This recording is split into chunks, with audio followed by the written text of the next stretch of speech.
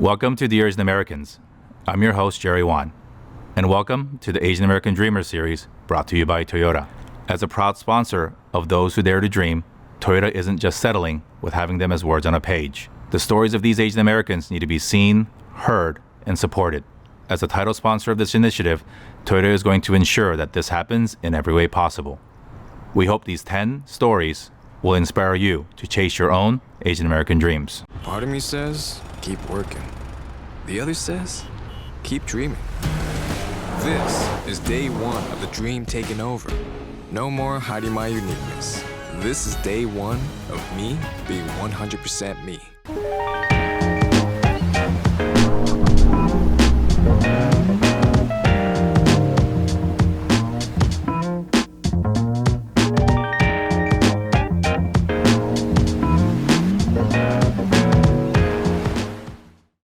Welcome to the Asian Americans, the Asian American Dreamer series. We are sitting atop Elysian Park, right next to Dodger Stadium, with a view of downtown LA, talking to director Qian about her work as a filmmaker, and in particular as one of the two directors of the commercials that will air as a part of Toyota's Asian American Dreamer series.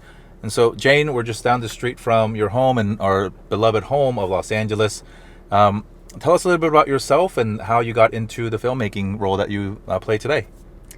A little bit about me. I was born in Shanghai. I moved to America with my parents when I was 5 years old, and I grew up in Monterey Park. Ever since I was 12 years old, I wanted to be a director, and people kept saying that I can't, which I'm an only child. I'm very rebellious and very stubborn, and I love proving people wrong. So the more people kept telling me that I can't be a director, the more I wanted to prove people wrong. So I've just done it all my life. And when I got to college, I chose film as my major because I said I was going to be a director. I'm going to be a famous director and prove everybody wrong. Got finished with college, moved back to LA, and I PA'd my way up. So I worked as, back then when you could have free interns. I was a free intern at Disney, at different production companies on the lot. I Craigslisted my way onto indie film sets. I worked as a PA and I loved it so much. I loved being on set. And then I did ADing for a little bit. I did camera peeing for a little bit.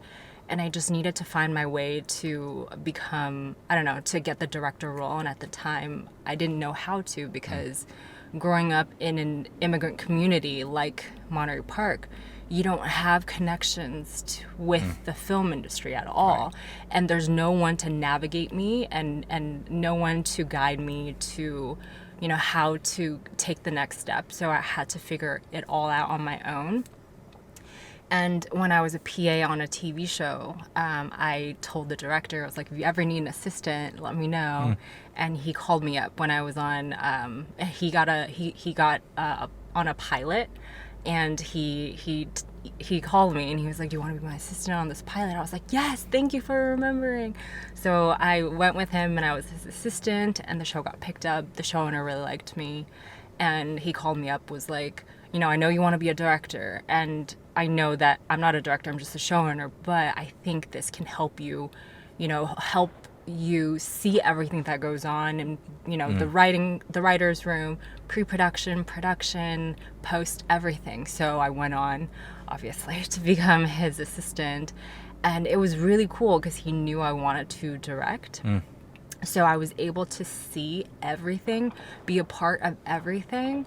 And at my free time, because he wasn't like a go get me lunch kind of a boss, which is nice. So on my free time, I was starting to pitch for these crowdsourcing advertising sites like MoFilm and Tongle. Again, didn't know how I can get into directing, but I saw a couple of friends on Facebook get like $500 or $1,000 to do like a little branded spot and something. And I was like, I could do that. I want to do that.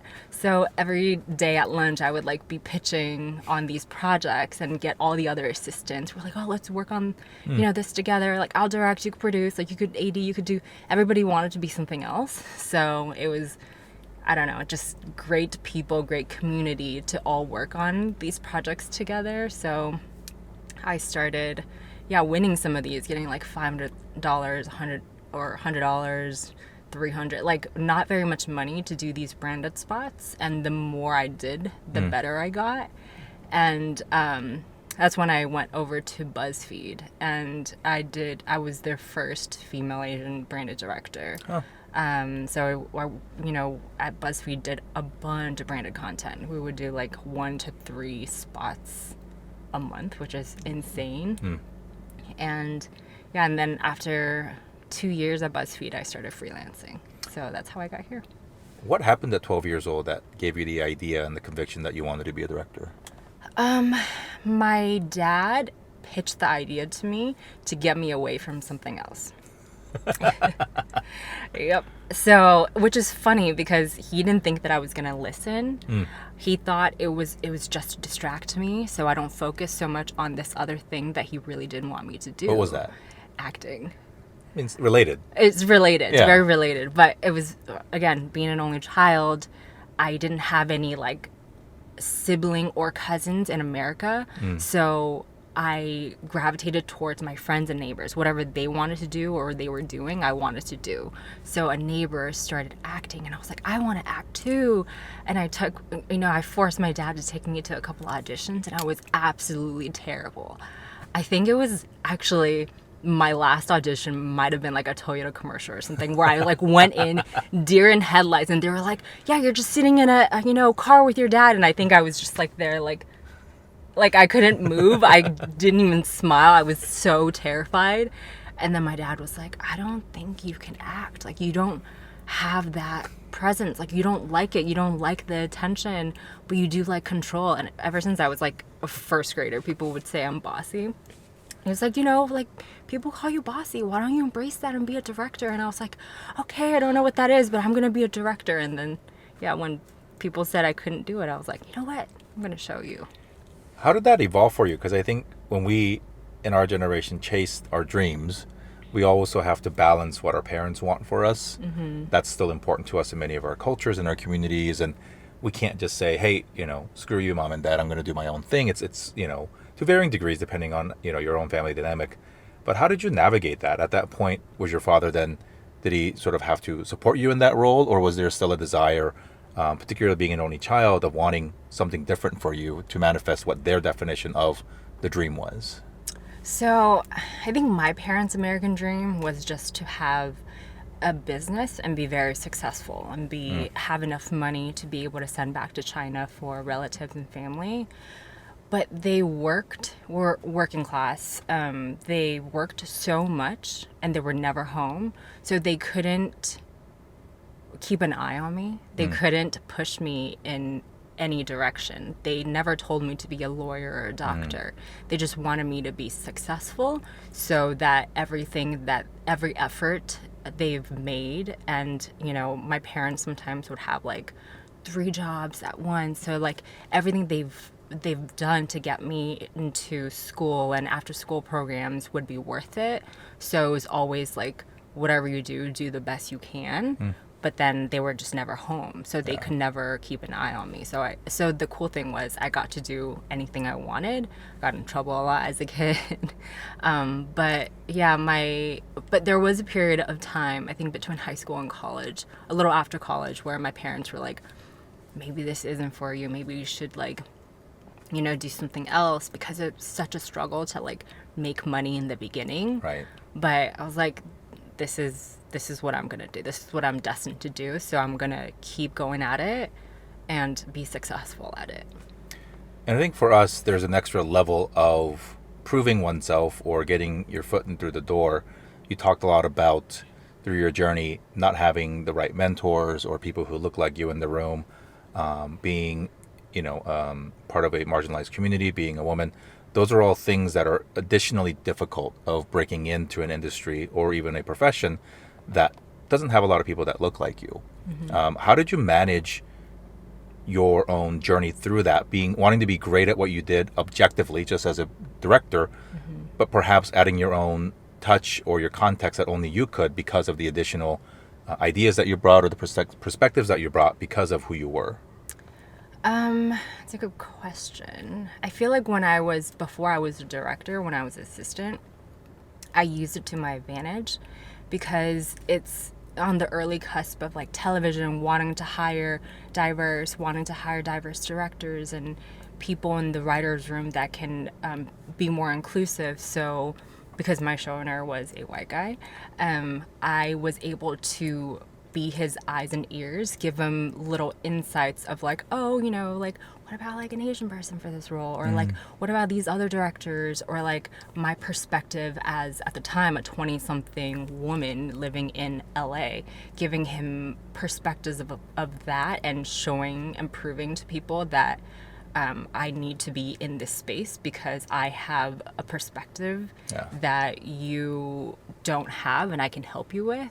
And then when I started directing, it was more finding and casting people who look like us, but not making where it's only about us, wanting for it to be like we're a part of the greater America, so we want to diversify and not just have like token characters. But you know, like I feel like my friend circle is very, very diverse, and I think I want to, you know, always show that on screen, and then telling stories from an APA perspective, but not making it, I think for me especially, not making it only cater to an APA audience, because I want everybody to be interested in us. And I feel like if you're only targeting your community, you can't pull everybody in. I think that's sometimes a blessing and a challenge, right? Sometimes we get these opportunities to showcase our community, share our stories, but then we often think about, are we preaching to the choir? And if people outside of the community don't understand us, who are we actually trying to get the message through? And it's this complicated balance, right? Because we don't want to adjust or amend our stories to make it more palatable for somebody else. We want to be authentic in our storytelling and our being, but I think that is a delicate balance that you and other directors have done so well in getting our stories out. And it's still an evolution. And I think this notion of, you know, APA, Asian Pacific American, what does that mean, right? Because we are, a lot of us, myself, you know, being raised to be a proud Korean American primarily. And then in this new era of collectivism and solidarity, adopting this new broader identity, how does that play into making sure that everybody has a seat at the table, everybody's stories are told, but also making sure that we can remain authentically true in the ways that we can share our own story? Because I don't know yours, or I don't know our South Asian friends' stories as well as they do. And identities are even more complicated if you are a refugee, if you're an adoptee, if you are, you know, LGBTQ. All those things add to the layers of that. And so how do you balance that if you have, you know, one opportunity to get a story out there? Or how do you, you know, maybe not in a specific case, but as a director, how do you balance those things when the opportunities aren't as ample or as robust as we'd like to be exhaustive sort of across the representation spectrum, if you will? I think, and this is something that I'm still trying to learn and get better at, and cater to the work I do moving forward, it's never be too in your face about the stories or this APA perspective. No, that's not. Let me think. It's difficult. It's a difficult challenge. I feel like, yeah, again, I don't want to be in people's face. Like, look at me, I'm the victim, I'm an immigrant, I moved here, and people won't give me opportunities. Right. But I think we want to, or I want to create a deeper thematic story that people can connect to. And then the other layer and challenge would be the sub story, which is the APA perspective. I feel like the film by the Daniels, Everything Everywhere All at Once, captured that perfectly. Out of all the films that have come out in our community recently, I feel like the film was so creative, so amazing. Everybody was drawn to it, but there's also this immigrant family who are struggling, and I feel like that is like a goal for me to do with my work as well, and just to be able to get people interested, and then you start learning about the community and the people within it. So we're sitting in a Toyota car here in LA, sharing stories about our journeys, and you know, both of us are storytellers trying to get our stories out and our community stories out to the world in the ways that we know how. You recently directed a commercial for Toyota, part of this series called The Asian American Dream, and your commercial is called 100% Me.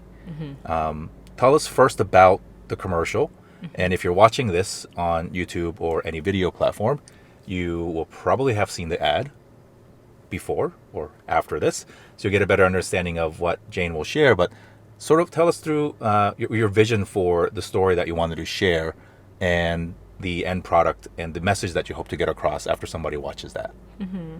So the 100% Me campaign is about a male protagonist who is of APA descent, who was always pressured into a job and a career by his parents. So he lives in this corporate world that he has to, go to work in a suit. He's bored of his life because he was never able to do what he wanted. He had to always listen to his family and what they wanted. So they pressured him into a certain avenue, and the plot twist of the spot is he's sitting in traffic, he's stuck. So this works metaphorically for him and physically. He's stuck in his car, he's stuck in traffic, LA traffic, and it's, the worst. And he sees a way out, he sees a detour that no one sees because there's a lot of cars blocking the turn. And he takes that detour and he leaves and he drives towards the ocean. And he, with his trusty Tundra, is able to go off-roading and able to go up these paths that no one has ever gone up, which is something metaphorically he's always wanted to do. And when he drives up to this beautiful vista point, it is golden hour, sunset, the sky is beautiful, and he has this epiphany. He rolls up his sleeves and you start seeing that he has little tattoos all over. And that kind of represents of his desire of wanting to be a tattoo artist. He wants to be in this creative field. And then fast forward a couple of years, we pull out from the tattoo and see that he actually had tattooed this sunset onto a customer's forearm. And, in a couple of years, he has become a successful tattoo artist with his own shop. So it's just to show, everyone in our community that, yes, our parents can push us in a certain direction or, make us doubt ourselves and doubt what we want to do. But if you really, really are determined to pursue your own path and your own dreams, you just got to do it. Like, you got to follow yourself. You got to be 100% yourself. You got to follow your passions and don't let anybody stop you. Thank you for sharing that story, and I can tell you're glowing as you're sharing this story, because it's great work, but also meaningful work, and hopefully living or sharing a little bit of our own frustrations as we were growing up, because we didn't see those paths. Nobody told us they existed, and our parents told us, just stay stuck in traffic. Trust the process. It will clear out eventually. We did it. Everybody's doing it. And just stay in your lane. And I think the metaphors are wonderful. Tell us about maybe some of the behind-the-scenes stories or things that happened as you were being invited to participate in this campaign. And what was it, what did it mean for you to not create great work for a global brand, but in this particular instance, creating a story for and about our community? Yeah, it was, first of all, an incredible opportunity. Like, as a female Asian director doing a car commercial, like, this does not happen. Sorry, I don't know if I can say but this does not happen. So the opportunity was amazing. Like, I was so stoked to be a part of the bid and then to have won the bid. And then the behind the scenes, I got to, hire other key crew members, not all APA, but very, very diverse crew.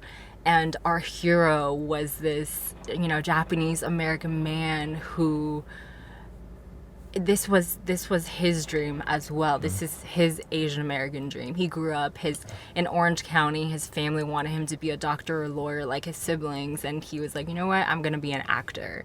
So it really rang true to him. So hearing his story and letting it pair well with this was absolutely perfect. And then working with our costumer who's Filipino American, I don't know, just getting the people together and making us proud and excited to work on this. But again, like creating this project where for our community, so when our community watches it, you can pick up the story and the themes automatically, but you can still see a spot like this, like, you know, on Sunday football, and it still makes sense. It can still ring true to other people and other cultures, and that was the goal of it, to just cater to all and draw others in to see our community as well.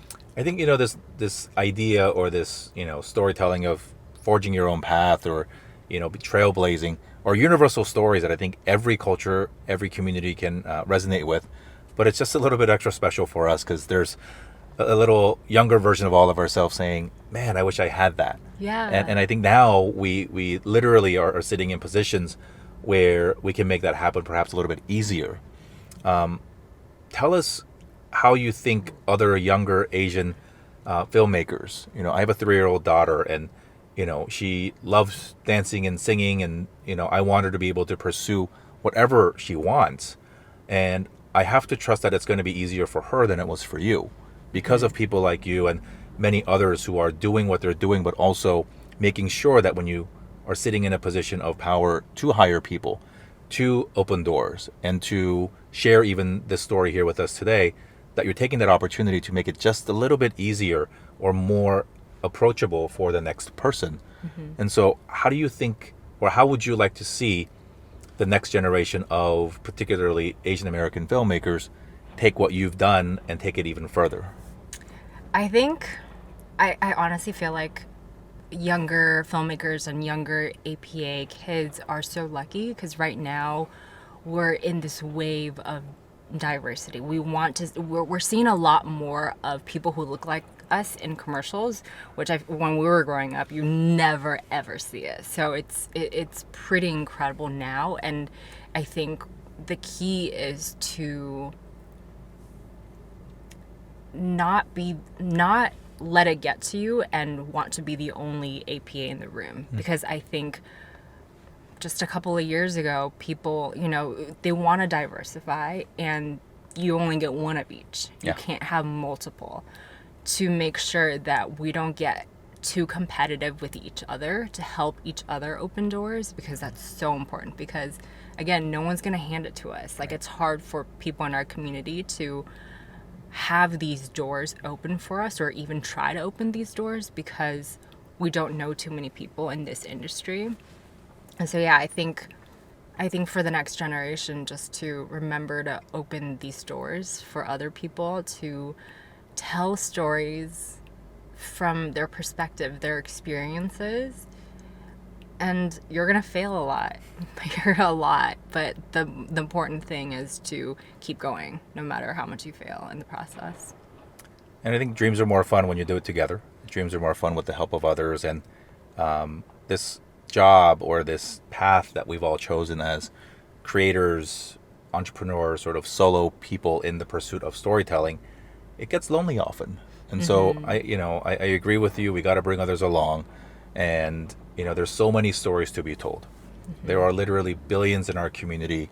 There are billions of stories to be told. And for so long, we've been told that our stories don't matter, and that our stories aren't resonant enough.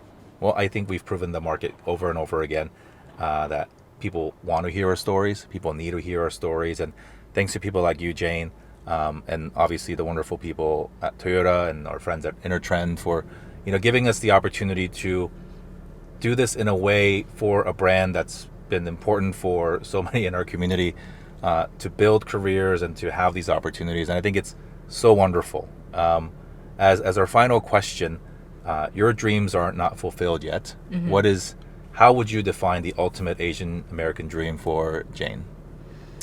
The ultimate Asian American dream for Jane